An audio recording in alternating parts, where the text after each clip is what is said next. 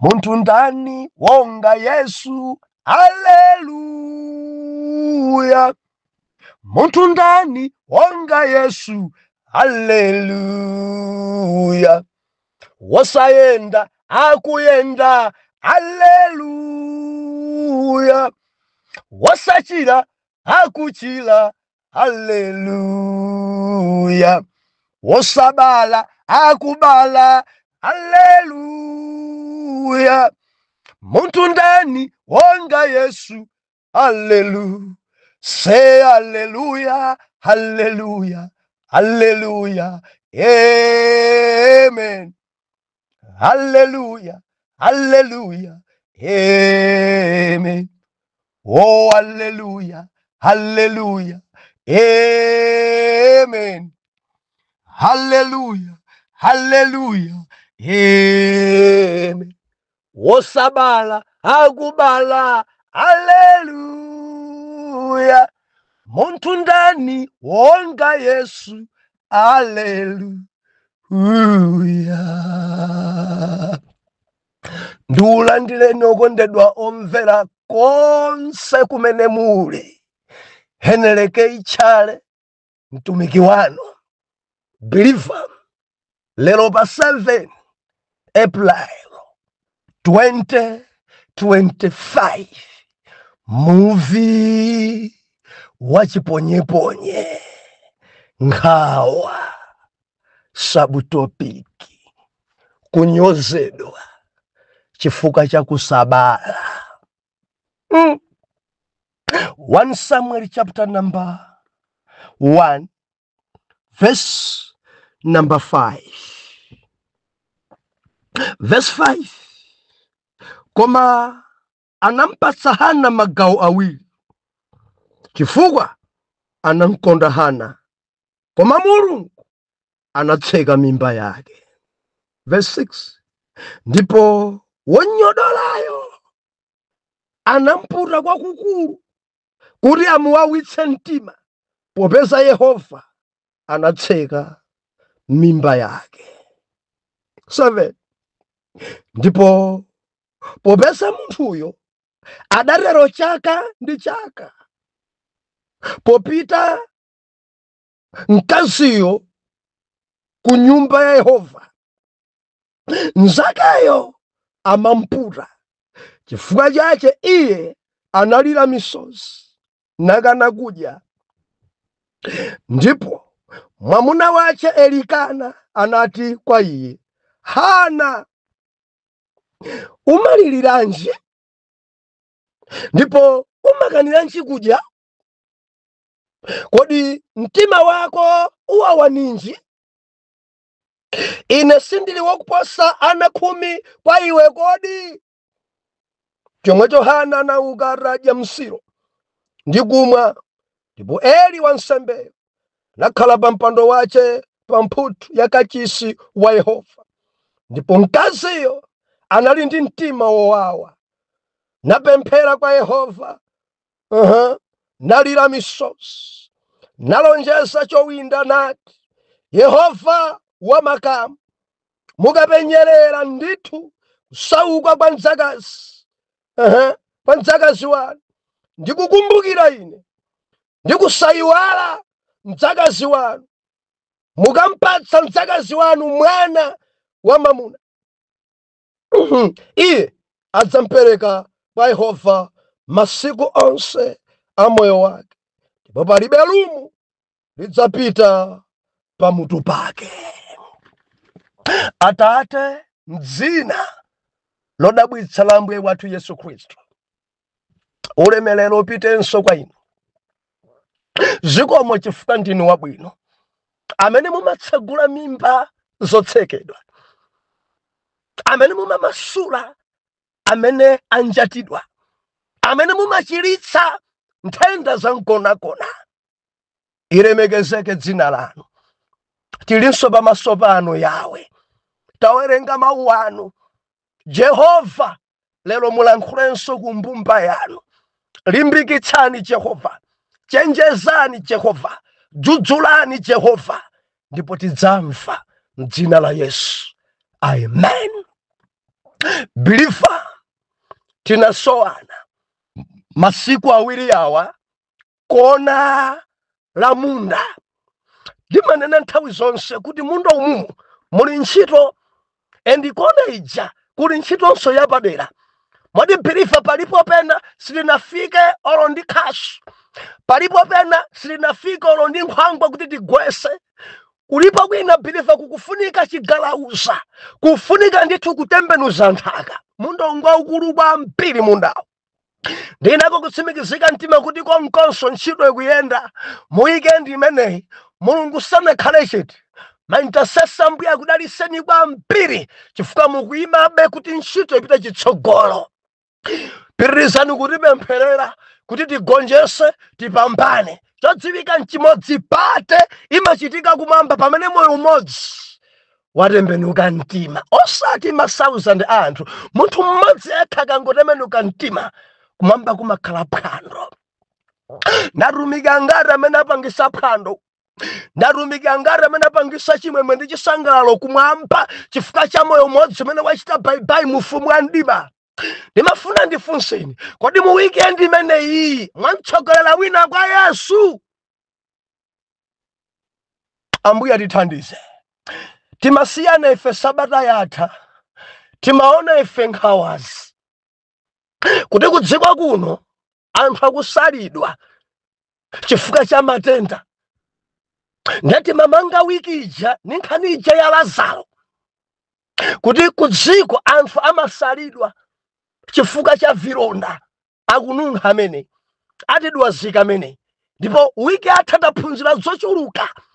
Bilifa mu wiki inoyo tikuyamba pamenepa kunyozedwa chifukwa cha kusabala. Zimabweresa nkhawa izi, zimabweresa nkhawa. Kudziko kuno Bilifa kuli anthu onyoza, kudziko kuno kuli anthu onyoza, anthu olalara, anthu amene amapyesa mitima anthu ena. Ndili ndi message ine wiki ino, musamale. Ino amene mumakonda kukhumudwisa ena, samalani. Ino amene mumakonda kuwakwisa ena powanyoza. Anthu ena kudziko kuno mwana Mulungu akunyozedwa sadachimwe nkomwe. Ena mumanyoza anthu sadakulakwireni olo. Chinsimu chimene chichakula kwambiri kudziko. Endi chimene chidzapangisa anthu ena okhala nkhawa. Nkhawa imazunza, nkhawa imaononga, nkhawa imaphetsa, nkhawa imampangisa wina kuonda, nkhawa imasowesa mtendere. Ndangati ndikulankhula nawo munyozedwa, simudachimwe munyozedwa, palibe chifukwa munyozedwa, mutukwanidwa, mukulalatilidwa, kuyang'ana nkhaniyo inu mkatimo mulibemo, koma mene anthu akukunyozerani, mene anthu akukusekerani, mene nkhani zanu anthu akuzinena. Nimafuna ndikulimbikitsa Bilifa tamvera, kuli Mulungu, kuli Yesu. Alipo mmodzi yekha Yesu amaenda pamwamba pamadzi. Alipo mmodzi yekha ndi Yesu amathana ndi nkhani zonse zabodza. Tupembedza Mulungu ameneyi. Bilifa pasa chimene tawerengayi lero ndimafuna ndilimbikitse wina. I know kuti ndi muvi dzimabaya, koma ndili mchilimbikitso lero. Ndifuna ndikulimbikitse amene wakhala nthawi yayitali ukulira. Ndifuna ndikulimbikitse amene wanyozedwa nthawi yayitali. Ndifuna ndikulimbikitse kuli Mulungu. Kuli Mulungu kureko zinthu zinadzi achita kutseka ndi yawe. Bilifa kundimfaka kureko Mulungu ndi amene atseka. Nthawi ikwana ali nayo yekha kuti adzatsegule mimba yako. Ndi Jehova amene atseka, anytime adzatsegula mimba yako ndipo penina adzaona ulemerero pa iwe. Chidachitika nchani passage? Tikuonamo ife banja Madala Elikana, mkazi wao Hana, atakhala pa banja ili. Bible ikunena kuti Mulungu adatseka Hana kuti asabale. Nimafuna Bilifa mvetse pamenepa. Adatseka mimba ya Hana ndi yawe. Mulungu adatseka mimba ya Hana kuti asabale chifukwa chakuchedwa madala yawa. Pokhala pabanja kuona kuti mwana sakupezeka, nkhawa idabwera. Nthawi zambiri azibambo akangokwatira amangofuna chaka chomwecho mimba iperekedwe. Endi mwana atangosowa madala Elikana adayamba kulingalira chifukwa nkhawa idapeza. Mwina nthupi mwanga sindili bwino. Mwina ndine gojo. Ambira malingalira choncho. Mwina ndalodzedwa kapena. Ndi chifukwa cha nkhawa zimenezi njerekeza malowerera. Pita uyese thupi. Nsiye mkazi wakoyi upite ukayese thupi lako pa mtsikana wina. Ndipo nyasi zimene zisachitika ku dziko langa. Azibambo ambiri pada amene yanchita. Zimakhala ziwanda. Ndimafuna ndinene. Banja ndi anthu awiri. Banja si ana ndi alendo. Kuti kubanja ikhoza pitilira, ngakhale mbanjamo mwana mulibe. Kuti kubanja ikhoza pitilira, ngakhale mutakhala zaka zanu 20 opanda mwana. Kuti kubanja ndi anthu awiri kuti kwa ana imangokhala mphatso ya Mulungu. Koma dziko langa limafika pokhumudwitsa, imafika ponyoza. Moti ena anu milandu ena mukukumana nazo fori mwanyoza anthu wosenera kunyozedwa. Chidachitika nchani kwa Elikana? Eti mpaka anadapita kakwatira mkazi wina wachiwiri. Hana sakubala. Katenga mkazi wachiwiri. Atabwera mkazi wachiwiri Penina dzina lake. Malemba unena kuti atangofika miyezi yowerengeka mimba idatengedwa. Baibulo ikunena kuti atangotenga mimba adayamba kunyoza, atangotenga mimba adayamba kulalara, atangotenga mimba adayamba kunyoza Hana mwini banja. Nkhawa zidabwera. Mukutha kuona choyambitsa nkhawa mukuchona pamenepa chifukwa chakusabala. Mzibambo akupita kwa katira mkazi wina. Katenga mkazi wina wachiwiri. Ndikubwera naye pamudzi pacha. Ndi mkaziyo myezi iwiri yeni mimba itenga. Atatenga mimba malomoti alemekeze mwini banja. Kapena ngokhala chete chifukwa banja injolowererayi. Banja isi yake akuti adayamba kunyoza Hana. Ndikuyamba kumulalatira. Bebo nakuti wonyodolayo adapitilizabe kunyodola kwa kukulu, adamputa kwa kukulu, adamularira kwa kukulu, nkumanena kuti inu si akazi. Mwakhala pabanja zaka zingati ndi Elikana. Ndiwe mkaziwe, mamuna weni. Ukadzamona mwana wazala zisanu ndifunsi. Ndabwera liti pano, wayiona mimba ndaitenga. Bebo nakuti adabala. Atabala mwana chinyozo chidakula. Mimba inarengedwa nyozeni Hana. Muyambeni Hana. Mlalatireni Hana. Sudzabala iwe. Udzafa choncho iwe. Mimba sudzarenga iwe. Pano adakulodza iwe. Pano adakukhalira iwe. Iwe ukadzabala kaya. Ndiye Baibulo nakuti nkhawa zidalowa mwa Hana. Nkhawa zidalowa mwa Hana. Kudya adakana kudya. Hana nkhope idagwa. Hana adayamba kulira. Hana misozi idagwa m'maso mwake. Koma chondisangalasa Baibulo ikunena kuti. Chondisangalasa chimenechi. Mayi uyuyu chaka ndi chaka sadapume kupita ku nyumba ya Yehova. Ankapitabe kukapembedzera. Ankapitabe kukapereka nsembe. Ankapitabe kukalambira Yehova. Ngakhale onyoza dalipo. Ankapitabe kukalemekeza Mulungu. Penina akamantukwana. Ankapita kukalemekeza Mulungu. Nkhawa pamene zakula. Ankapitabe kukalamba mu chinyumba cha Yehova.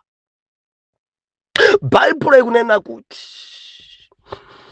ali nkachisi akulemekeza Mulungu nkachisi wansembe Eli arakhala pa mpando mkachisi. Nzimayi akulemekeza Mulungu, nzimayi akutamanda Mulungu. Nzimayi uyuyu adayamba chowinda akulemekeza Mulungu, akutamanda Jehova. Baba nakuri adali nzimayi amene kudya sikunkankomeranso, nzimayi amene misozi inkangogwa m'maso mwake, nzimayi amene mtendere adalibe chifukwa chakunyozedwa, nzimayi amene ankangotukwanidwa ndi mkazi wang'ono pa banjalo. Dziko lino kuli anthu onyoza. Biliva kudziko kuno kuli anthu onyoza ndi otukwana, oti mwina sudayambe nkomwe, usudalankhule nkomwe, akafuna kunyoza amanyoza, akafuna kutukwana amatukwana, akafuna kulalata amalalata, akafuna kunena amanena. Kuteko kwadzadza oterewa kudziko kuno ongonyoza opanda chifukwa. Mukayang'ana nkhani chonyozera Hana ncha Penina, chontukwanira Hana ncha, chimene Hana alakwa kwa iwe ndi chani? Wabwera pa banja watenga mimba. Chonyozera Hana indicha, wabereka mwana. Chonyozera Hana indicha, mamuna amene uli naye ndi wa iyeyi Hanayi. Why ukunyoza Hanayi? Bwanji ukuntukwana Hanayi? Biliva tunena kuti kunyozedwa chifukwa cha kusabala zimabweresa nkhawa. Malemba anena kuti Elikana mamuna wake adafika kwa Hana, chifukwa ninji ukulira? Mkazi wanga ndapereka magawo awiri kwa iwe, endi magawo awiri amenewa ngopambana kwambiri chifukwa kwa nzako nampasa gawo limodzi ndi ana ake. Hana uliranji? Bwanji ukana kudya? Mtima wako uwawa chifukwa ninji? Kodi ine sindidapose ana 10? Mkazi wanga puma. Mkazi wanga puma kulira. Mkazi wanga khazikisa mtima. Mkazi wanga usarelo. Malemba anena kuti anadzuka aradya msiro ndi kumwa msiro, nafika pamaso pa Yehova ndi mtima uwawa, nalemekeza nankweza Jehova. Wansembe ali mkachisi Eli nalonjeza chowinda. Arare mukangopenyerera, mukakumbukira, mukampasa mdzakazi wanu mwana wa mamuna, endi mdzakazi wanuyo aulonjeza dzampereka kwa inu mwana, endi mwana ameneyi pamutu pake sipadzalowa lumo.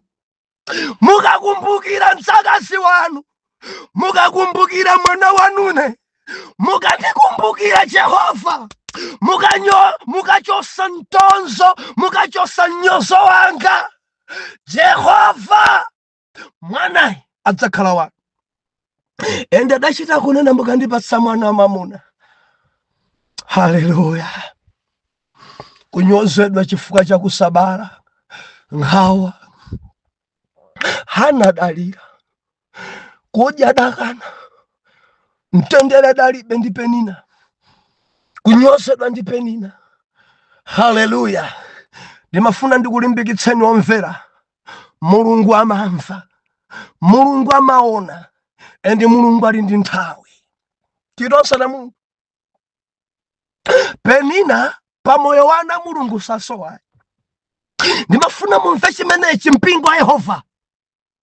Moyo uno Penina amakuthandizira kuti ukankhire kwakuya. Tamvera Biliva, ngati pa moyo wako ulibe Penina, ndiye kuti nyengo zako zapemphero zichepa. Moyo wako ngati ulibe Penina, kusala kudya kudzikuvuta. Moyo wako ngati ulibe Penina, udziyiwala. Endi a Penina amakukankhira kwakuya. Penina amakupangisa kuti pemphero lako ngati unkapemphera 2 minutes izikhala 10 minutes. Penina amakuthandiza ngati unkapemphera 1 hour uzipemphera 2 hours. Penina ndikunena ndi ana Mulungu wambiri amene apenina mangu anyoza, amangu atukwana, ena mukunyozedwa chifukwa choti banja simudapeze. Penina amakunyozani. Nimafuna ndikulimbikitseni, ngati Penina pa moyo wanu alipo, pempherani kwambiri kuti mutseke pakamwa pa Penina. Ndikukamba ndi ena, Penina amakunyozani chifukwa cha umphawi. Kankhirani kwakuya kuti mutseke pakamwa pa Penina. Ndikukamba ndi ena, Penina amakunyozani chifukwa cha udwala. Kankhirani kwakuya mpemphera kuti mutseke pakamwa pa Penina. Ndikukamba ndi ena, Penina wanu amakunenani, amakunyodolani, amakutukwanani, amakunyozani chifukwa choti mwana mulibe. Ndifuna ndikulimbikitse kankhira kwakuya. Penina adanthandiza Hana kupemphera kwambiri. Penina adanthandiza Hana kulira pamaso pa Mulungu. Penina adathandiza Hana kusala kudya. Penina adanthandiza Hana kusendezesa chifupi ndi Mulungu chaka ndi chaka. Moyo wakuyenda ndi Ambuye, Mulungu amavomereza kutseka mimba yako. Onyodola nkumanyodola koma adzaona potera. Watukwana nkumati tukwana koma tsiku linadzaleka. Watinyoza nkumati nyoza koma one day adzaleka. Chifukwa Jehova salola kuti timwalire choncho.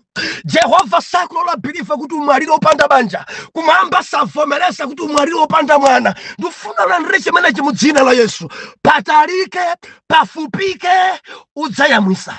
Patalike, pafupike, kansalu koyera vero udzavala. Patalike, pafupike, udzayusa dziko kuti amunanga ndi awa, akazanga ndi awa. Patalike, pafupike, udzauza anthu kuti ndikugwira ntchito mboma kapena pa kampani ina yake. Patalike, pafupike, dziko dzaona utayimanga nyumba yako. Ngakhale Penina akuseka lero, ngakhale akukunyoza Penina lero, patalike, pafupike, adzaona Penina ukuyendera pa benzi yako, pa lenja yako. Patalike, pafupike, adzadabwa Penina kuona zina zake zitasintha pa moyo wako. Ndikulimbikitse, ngati akukunyoza kwambiri, pempheranso kwambiri.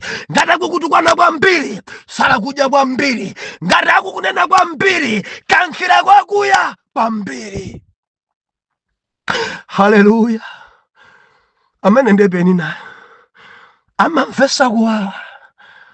Amamvesa kuwawa Penina. Amalilitsa Penina. Amasowesa mtendere Penina. Chakudya appetite kuchoka. Amene ndi Penina misozi m'maso kumango bayo khangati mvula. Anthu nkumadabwa nsalu kunyowa ndi kulira. Penina kunyoza. Ndikulankhula ndi wina. Penina kunyoza kwambiri. Wina wakhala mbanja over 10 years opanda mwana. Tamvetsera. Mulungu amene adatsegula mimba ya Hana akukumbukira tseguleso mimba yako.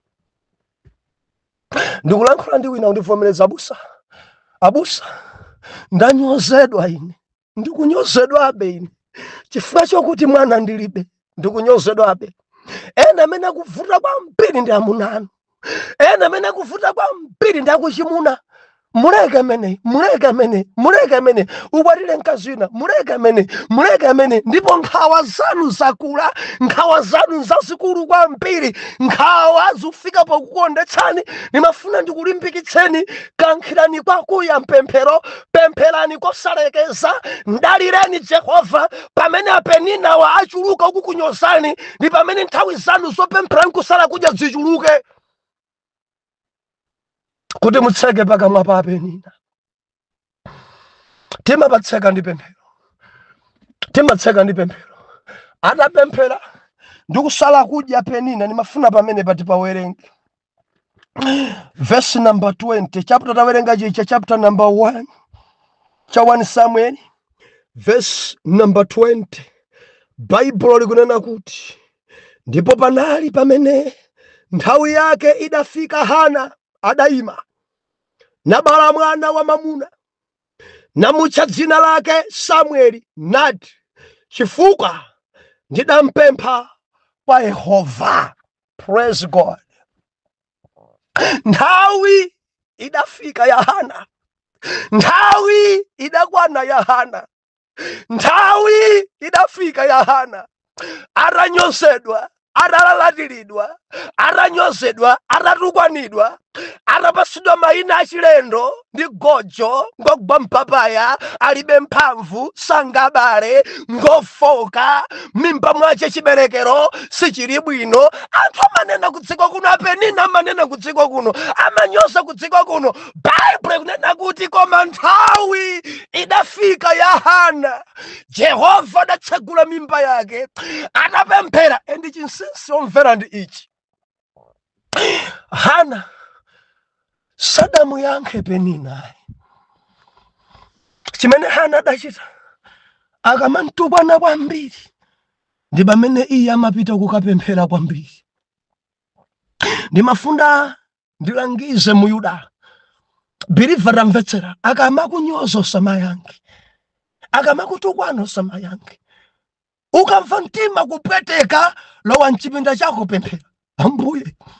Ambuye ndinu abwino, mudandilenga ndinu, mudandipanga ndinu, mwatseka mimba yanga ndinu kuti ndisabale kufikira lero. Ndinuyo Jehova, ndinu amene mwavomereza kufika pano ndisidakwatidwe. Ndinuyo Jehova, ndinu amene mwavomereza mpaka na pano ntchito ndisayambe. Ndinuyo Jehova, ndinu. Pempherani musamayankha Penina. Ndibwereze bwa, muzipemphera Penina usayankha. Ukamayankha Penina umaonesa ukhanda-khanda. Ukamayankha Penina akuchedwesa. Penina ukamuyankha akuyamwa nthawi ya pemphero. Penina ukamuyankha believer atamvera, akupangisa kuti ubale wako ndi Mulungu uchepe. Chifukwa nthawi yoyankhana ndi Penina pabwera mawu anyozo, muchimwa. Muyamba kutukwanizana, muyamba kugwiragwirana. Ine ndaonapo anthu nazimayi akuyankhana. Iwe ungamanene chonchi, iwe ndakumvera ukunena zakuti, iwe ungamandinyoze chonchi, ndi amamba unyozana.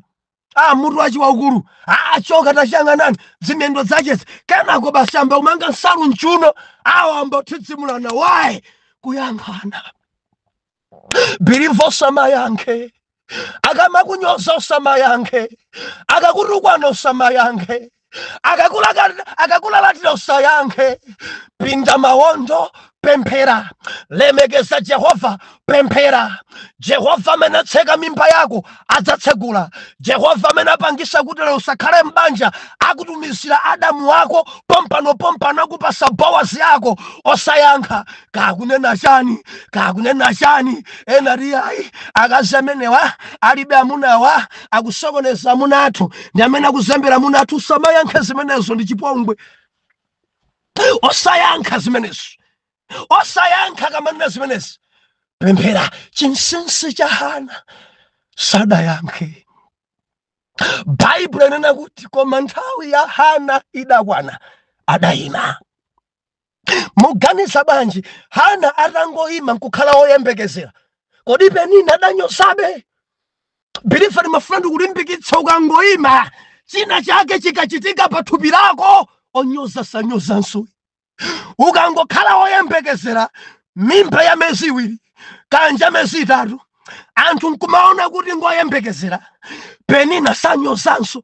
Endi pakamwa pa Penina adapatseka ndi Yawe, adatseka Penina ndi Yawe. Amatseka okunyoza, amatseka okulalatira, amatseka onse okutukwana. Andidalitsa ine Hana, sakuyankha.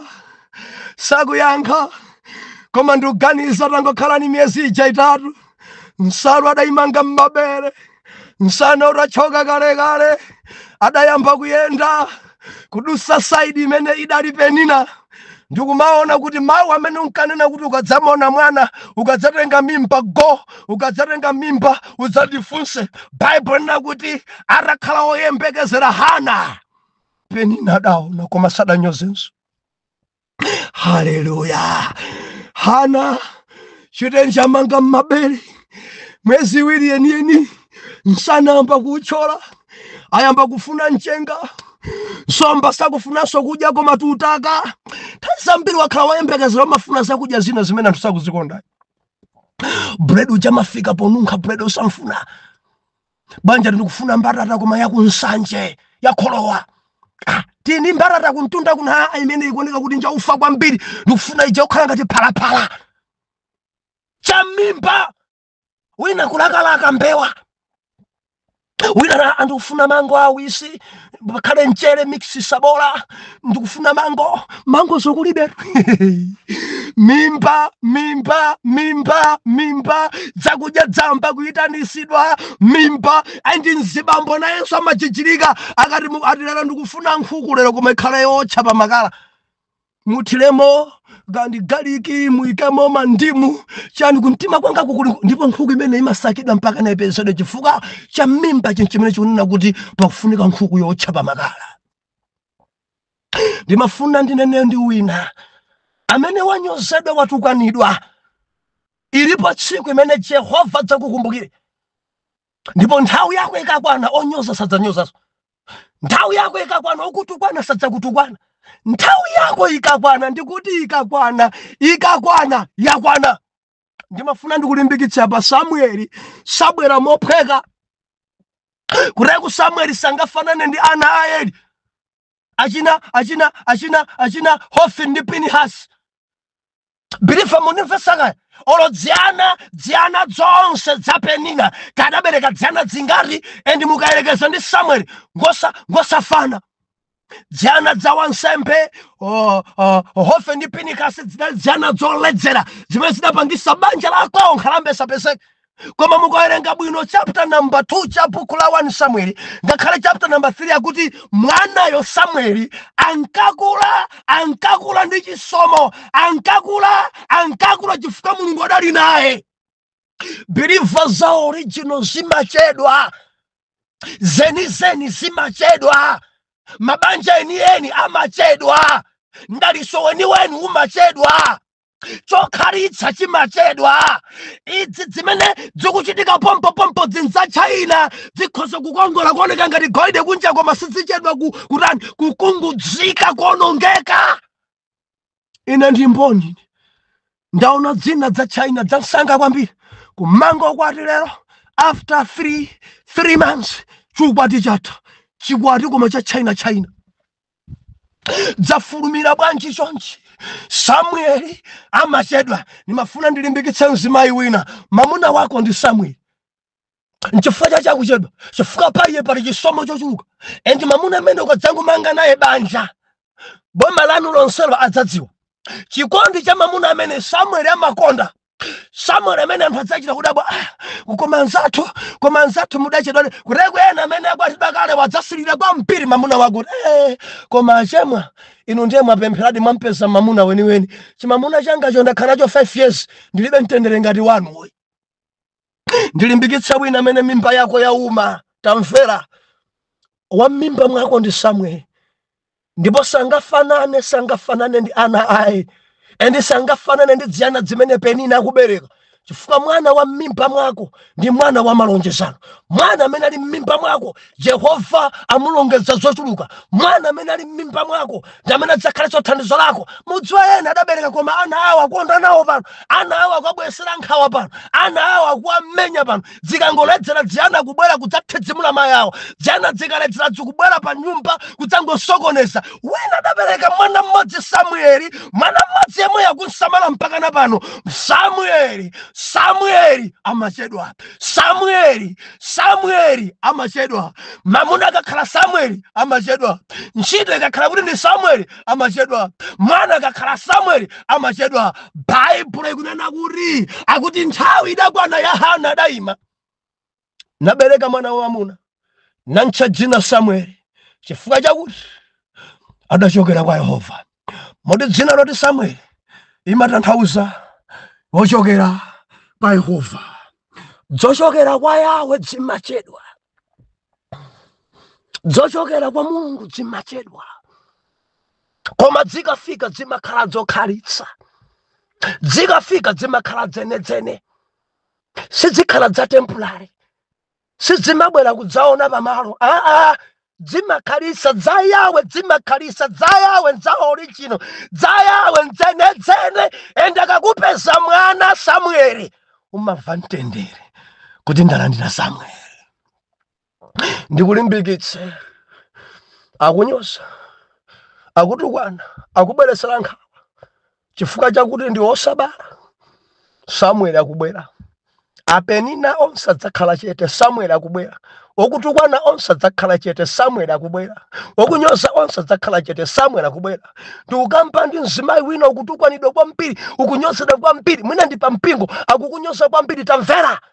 Pakamwa pa apenina padzatsekedwa one day, chifukwa Jehova adzapereka Samueli. Bwanji mawa mundilondole. Atate, mu dzina la Yesu, mwana wanu uyu atukwanidwa, uyu anyozedwa, uyu chifukwa chakuti mwana alibe, chifukwa chakuti mamuna alibe, chifukwa chakuti ntchito sanalembedwe. Ndikupemphera m'dzina la Yesu, mwalola ndinu kuti dzichedwe, mwatseka mimba yake ndinu Jehova. Ndikupemphera kuti masuleni kuti akwatidwe, masuleni kuti abale, kuti Penina wonyoza ndi otukwana ujakhale kakasi, masuleni akhala oyembekezera, alakelake mango, alakelake zonse, nayenso Hana adziwike kuti ndi mzimayi. Muchite chimenechi kwa mwana wanuyu, mdzidzimuseni m'dzina la Yesu. Oyera mtima tiyankhe kuti amen and amen.